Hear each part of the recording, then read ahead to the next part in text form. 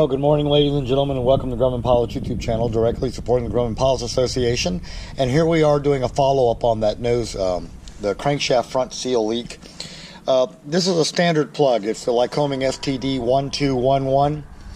They sell for $3 and a penny. We're going to go pick up a couple.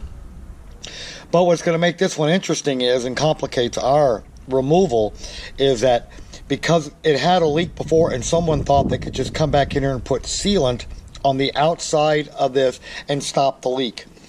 Same thing with our wet wing fuel tanks. You can never stop a fuel tank or any kind of a leak from the outside. It's got to be from the inside. And of course, there's no way to get to the inside of the crankshaft. So somebody did this repair to address the leak. And now what we have to make sure is we remove all the sealant before we pull the plug. And then we're going to have to thoroughly clean this entire area before we put the new plug back in.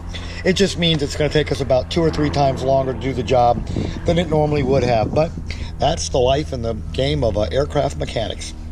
So, we hope you found all this useful and informative. Thanks for watching, and have a good day flying your Grumman.